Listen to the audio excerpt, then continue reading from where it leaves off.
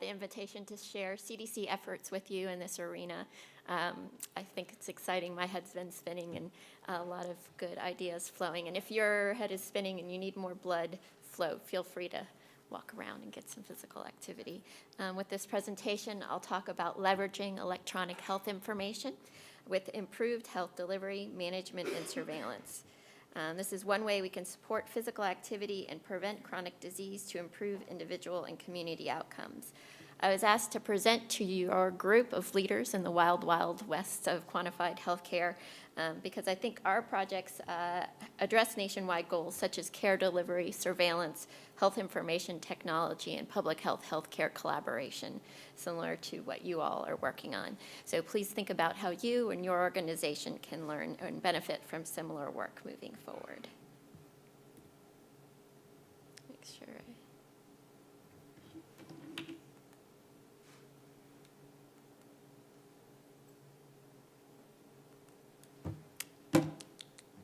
I can do this. There we go.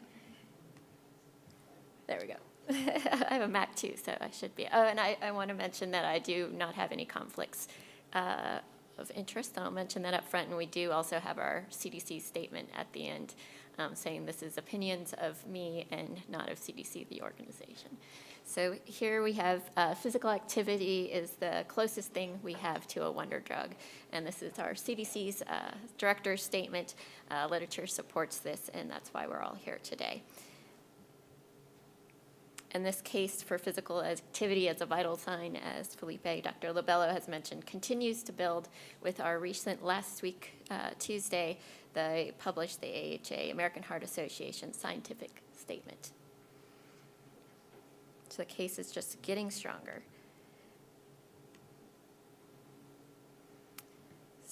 So with this presentation, I'll talk about, note some relevant strategies, case examples to inform our thinking and looking ahead. The topic of this conference sits at the intersection of national strategic area. Thus, potential opportunities exist to fulfill and align your group's work, especially around the public health healthcare arena, physical activity standards, and strategy, surveillance, and health IT.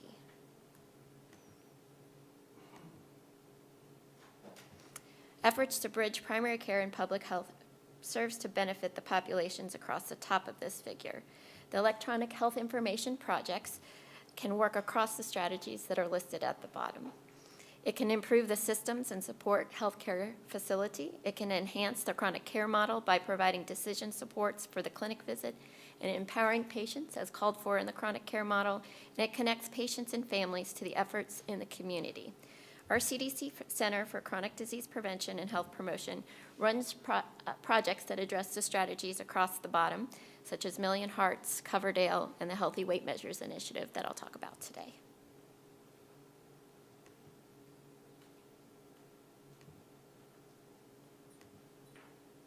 First, I'll provide the problem statement as a background of the project. There are gaps in electronic health record functionality in support of nutrition, physical activity, and related care. Based on U.S. stock-style surveillance data, the very basic functioning of calculating BMI for measured height and weight was reported by 83% of providers. This is likely lower for the fitness vital signs and exercise is vital. Functions to further support the visit that could address obesity aren't all shown here, but they progressively decrease. The third function is what I want to draw your attention to, and that is linking patients to resources after the clinic visit, such as wellness programs in the community.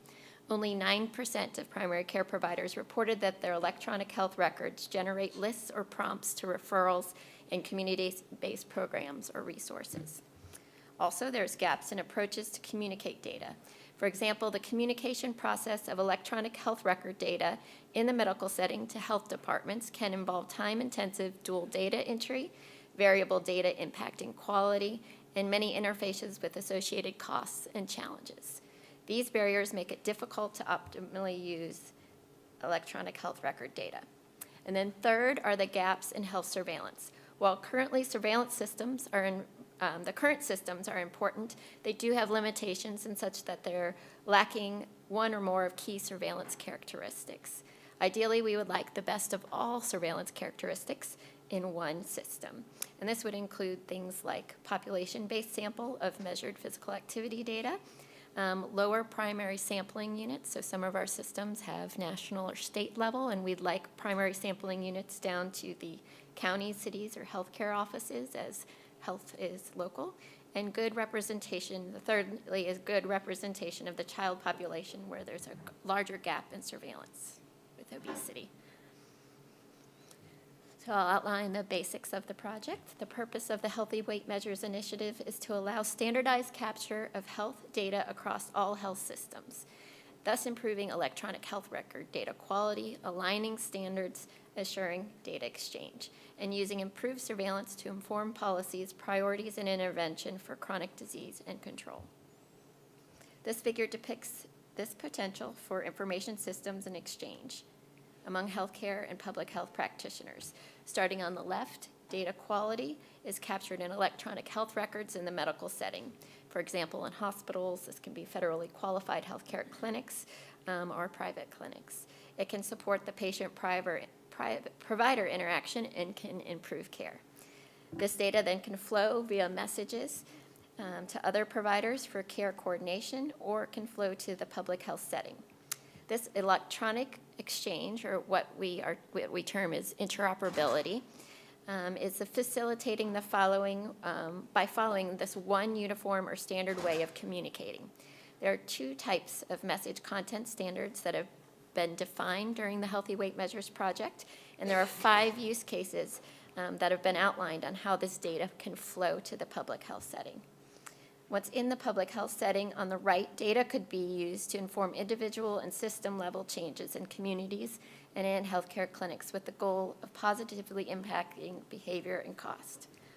Also note at the bottom of the slide, to define our terminology, electronic health information includes the electronic health records that are found in the medical setting. This also includes the patient personal health records, along with devices that we've talked about today, health information exchange, registries, and databases.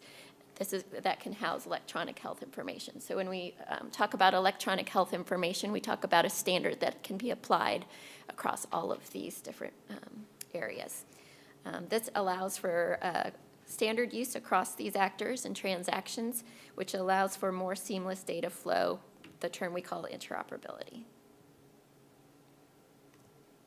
So on this slide, it shows the main activities of the standard development process with respect to health information technology standardization phases that are listed in the arrow.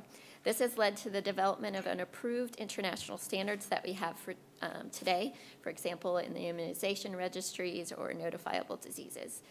This figure also summarizes the activity of the Healthy Weight Project that we'll walk through in the next several slides.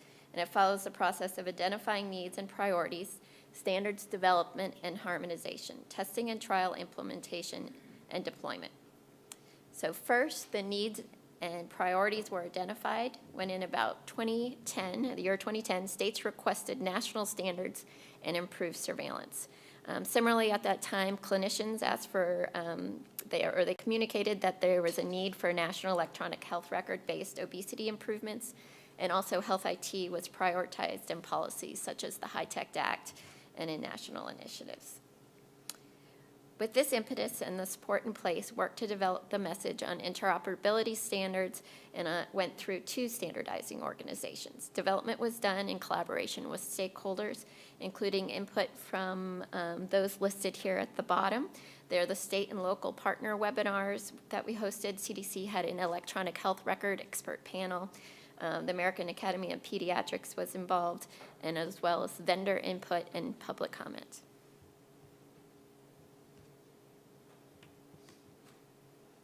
So after the needs and priorities were identified, IT data standards were developed to define the most important information to capture.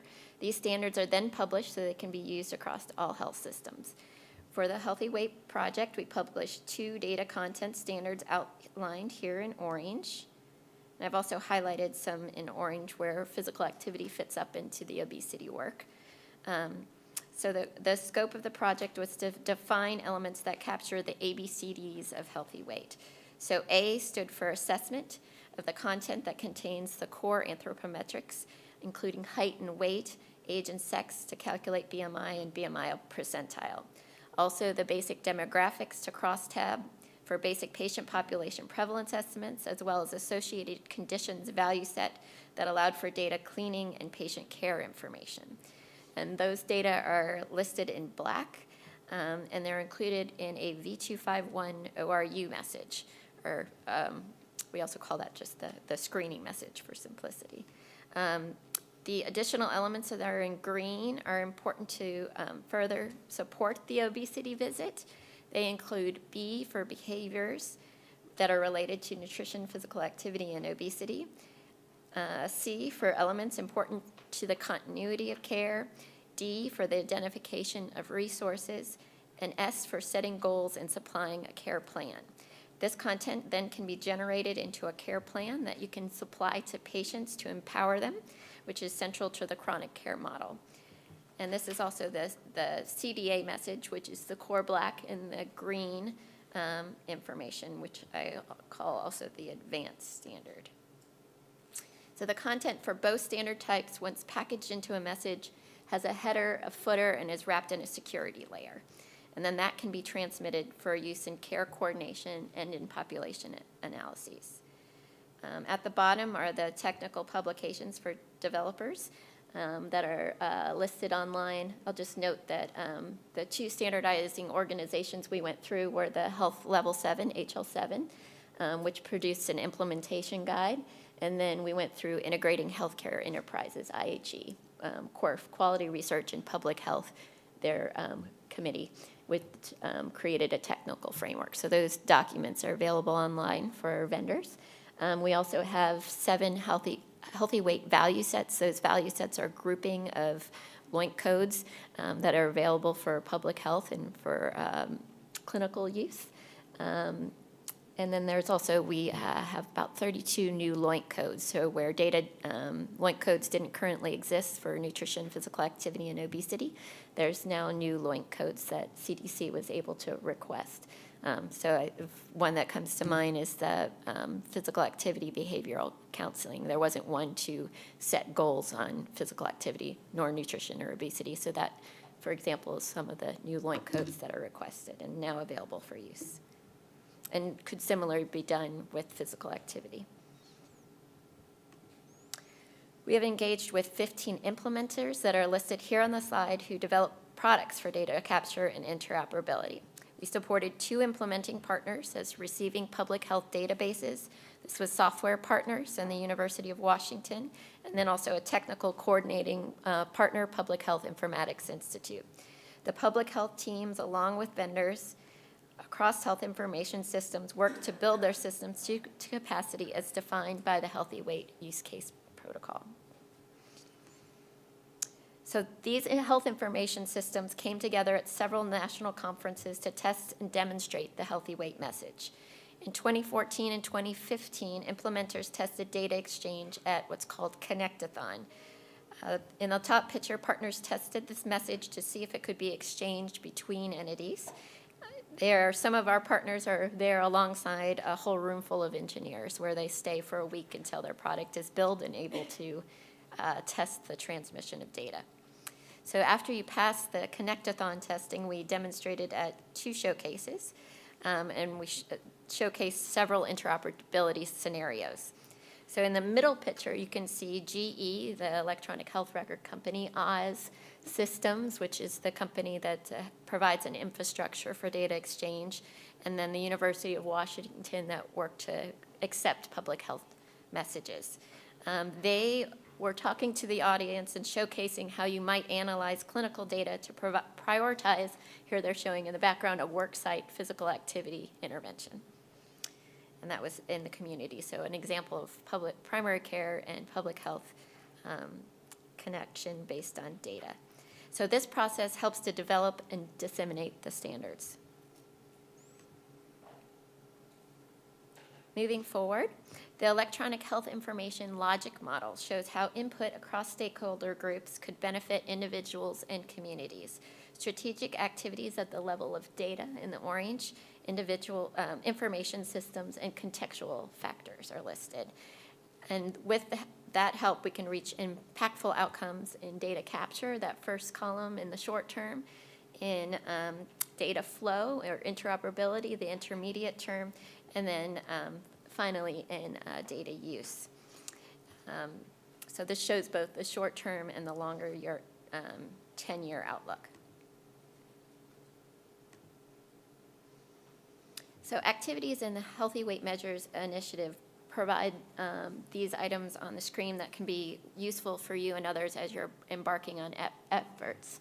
So we had that 3 levels of the DISC model, the data information systems and contextual factors on the last slide. So the top one is data, providing that data standard or the language to which to build on it. The next 2 are information systems level activities, having a logic model and forming actions, taking logical steps to outcomes, and having informed actions and policies. So for us, that's we have some papers in progress, and then contextual factors, partnering and working with stakeholders for coordinated action.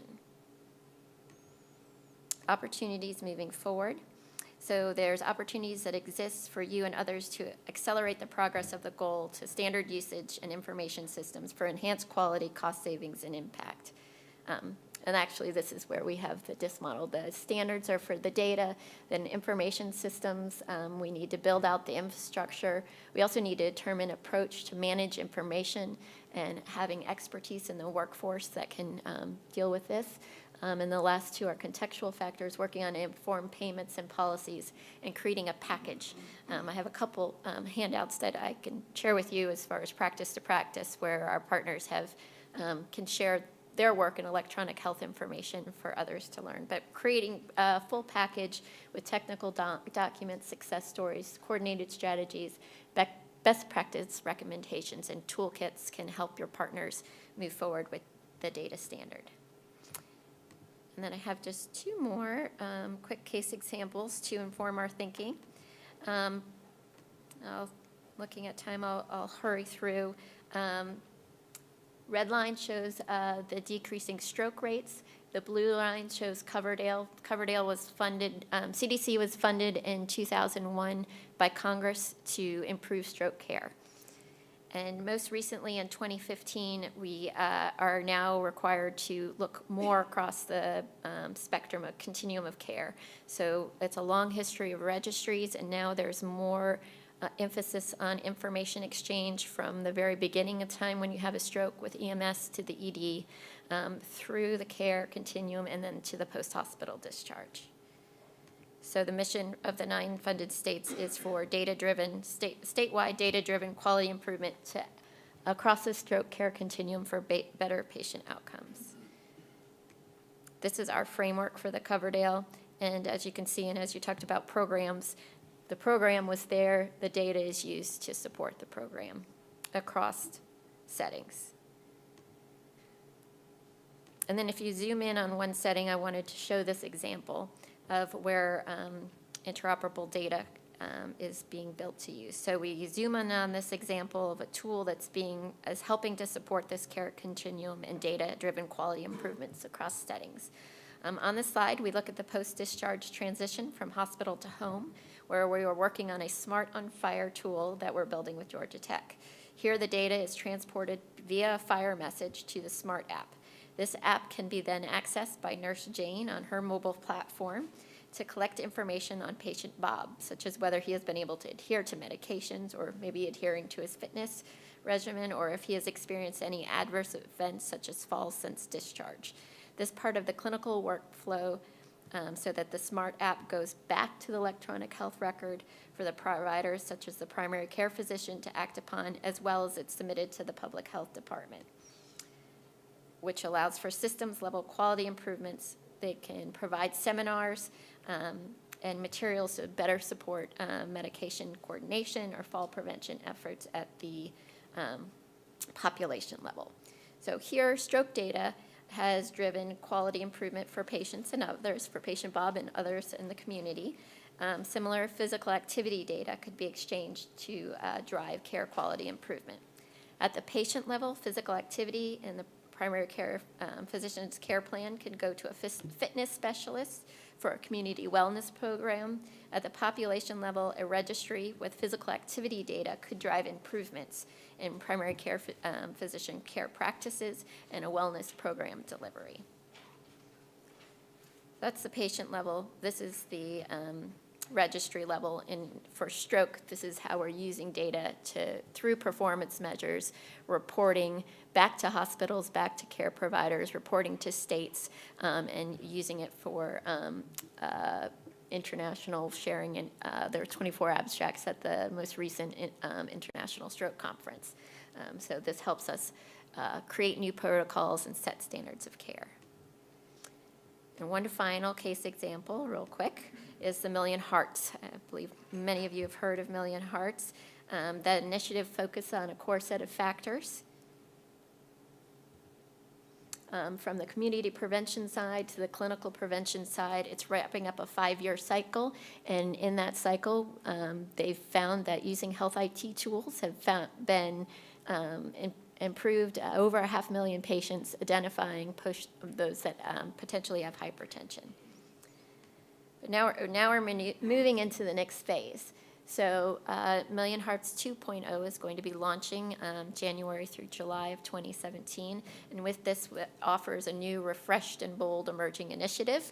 And with the transition zone, we've looked at it, and they've added physical activity as a focus area and maintaining health information technology as a focus area. So now they're looking to ignite novel collaborations, gather powerful commitments, and serially launch these collaborations over the next 6 months. So it serves as another opportunity to stimulate and highlight physical activity and electronic health information efforts. So to summarize, electronic health information efforts can advance multiple strategies aimed to improve individual health and population-level health. For the Healthy Weight Measures Initiative, we discussed the publication of 2 international standards that capture the ABCDs of healthy weight. We discussed that there were 15 health IT implementers that were engaged in the development, and that there were 5 options for data flow. Materials from this initiative are available for use and are highlighted again here, summarized on the slide. And then secondly, we looked at the Paul Coverdale National Acute Stroke Program and how data can be used in a registry form to drive quality improvement. And then finally, we looked at the Million Hearts program, where physical activity and health IT champions can be recognized. And I just want to say thank you. And I want to acknowledge that we have Dr. John Omura here from the Physical Activity Branch in CDC, and Brian Lee, who is our Chief Informatics Officer at CDC. So thank you to my colleagues as well.